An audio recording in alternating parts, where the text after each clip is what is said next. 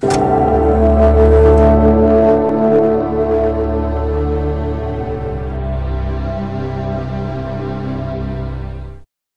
everybody, welcome to episode 7 of LEGO Rewind, where we take another look at some older tired LEGO themes. Today's topic?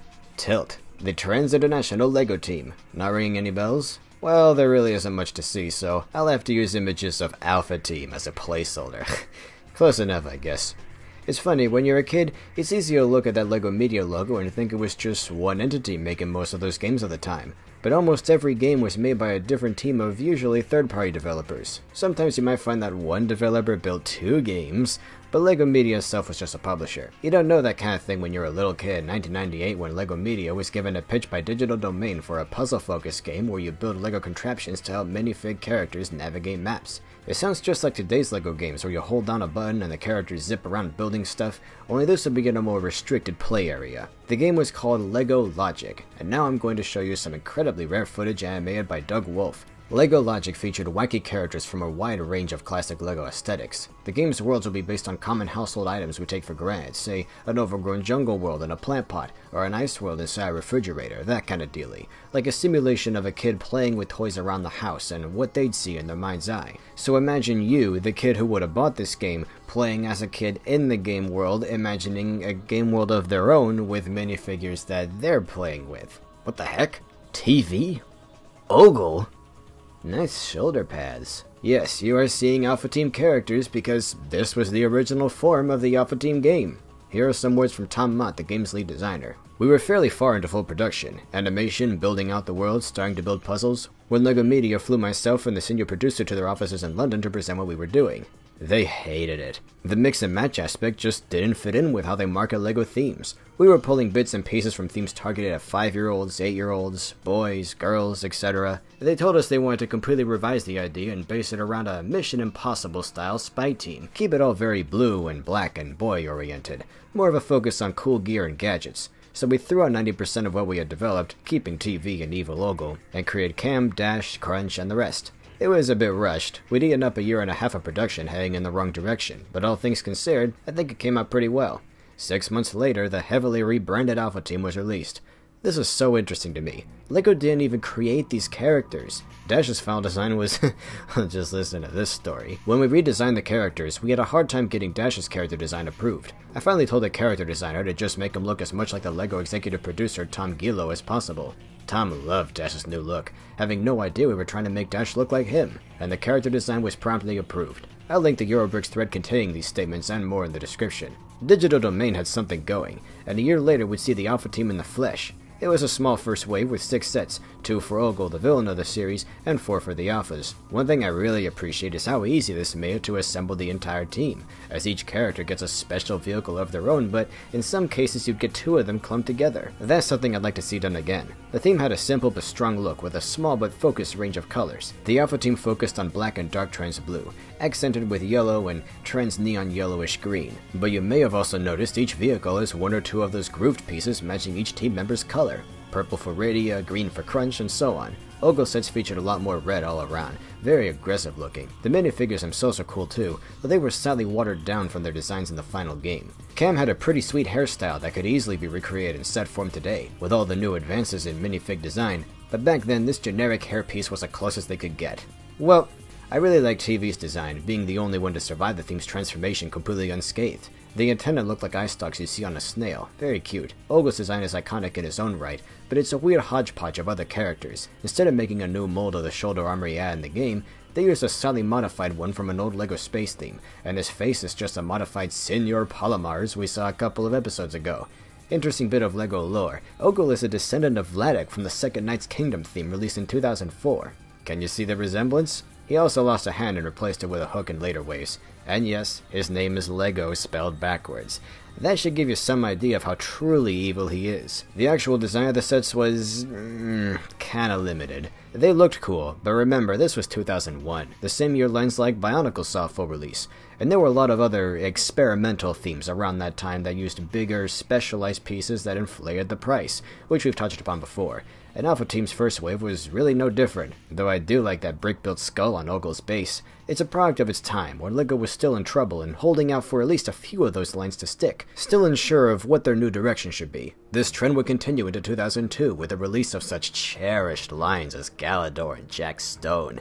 And just look at those prices. $50 for less than 90 pieces. That's less than 2 pieces for each dollar. Can't do, won't do, unfinished. Some pieces from this line would be used in Alpha Team's next wave, Mission Deep Sea. I kinda missed out on the first wave. It was cool, but I just didn't see that many of them in the stores in my area. Though I did get Olgo's speedboat at least. But Mission Deep Sea?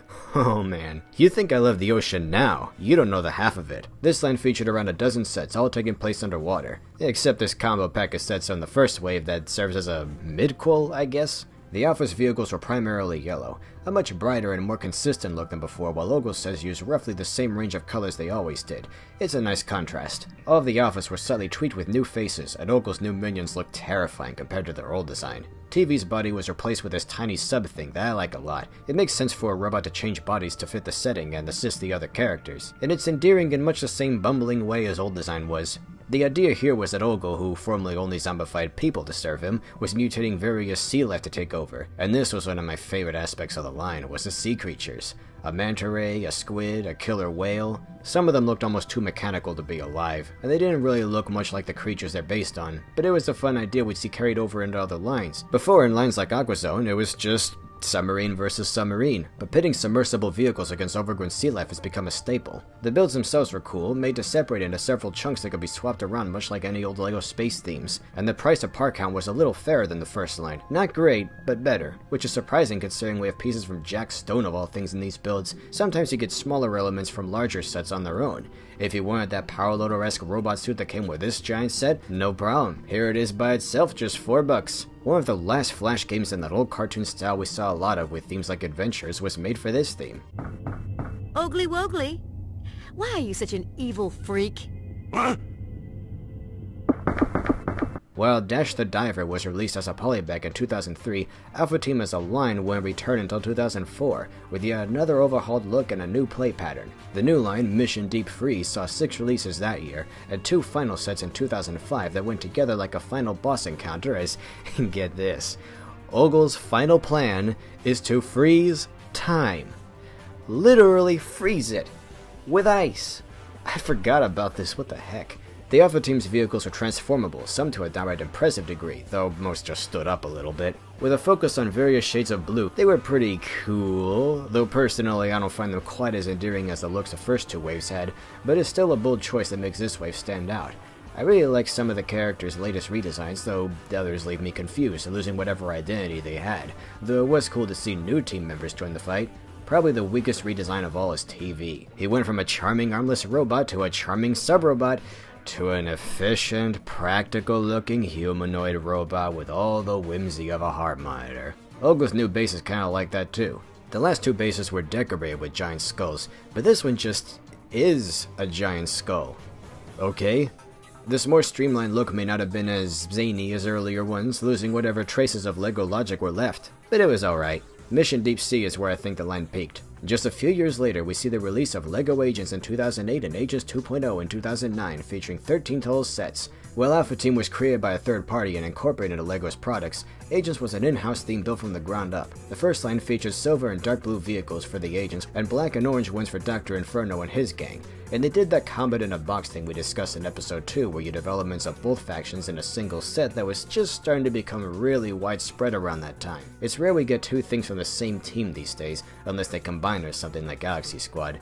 The Agents were neat, kinda starting in the same general direction that Alpha Team was heading in its final days, all streamlined and practical and tame and all the corny personality bled out of it. It's the same deal we went through in the Adventures episode with Pharaoh's Quest, but the vehicles were made for a wide variety of locations, much like the first wave of Alpha Team, not just the ocean or the tundra, so that certainly helped spice it up. Cool designs, a striking unified aesthetic, yet somehow still kinda bland for me. Though that mix design is hilarious, I love it. Give me more of that cheese. You may have noticed I have nothing to say about the Agents themselves. It's just normal guy and normal girl and normal guy as opposed to crazy smiley guy. Dr. Inferno wasn't that great of a villain. He was just kinda there for a while, and somehow even more cliched than Olgo was.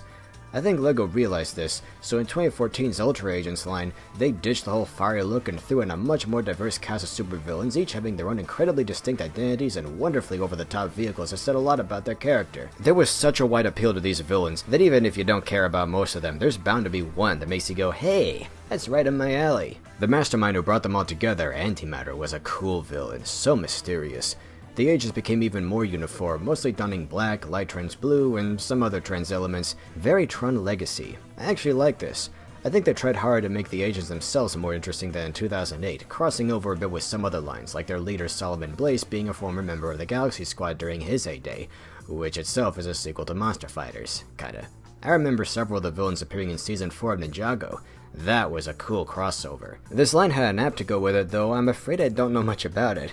I'm an old herb who just wants to play with plastic toys mostly. These apps are beyond me. Boasting a whopping 14 sets with far more unique vehicles, great builds, and more character in general than the original Agents line, I think Ultra Agents is rock solid, easily living up to Alpha Team's standard. The whole LEGO Agent shtick is really slick. I hope they revisit this kind of theme again in a few years and flesh these characters out more. We'll just have to wait and see. Thanks for watching the video, guys. If you enjoy my content, please consider supporting my graphic novel series, Planet Ripple. I'll be releasing Volume 3 soon. And tune in next time to see the one, the only, Exoforce. This information is classified. 5 operatives, the LEGO Alpha Team, captured. Objective, infiltrate, emancipate. Strategy, plan and coordinate your moves to complete each challenge. Rules, whatever it takes.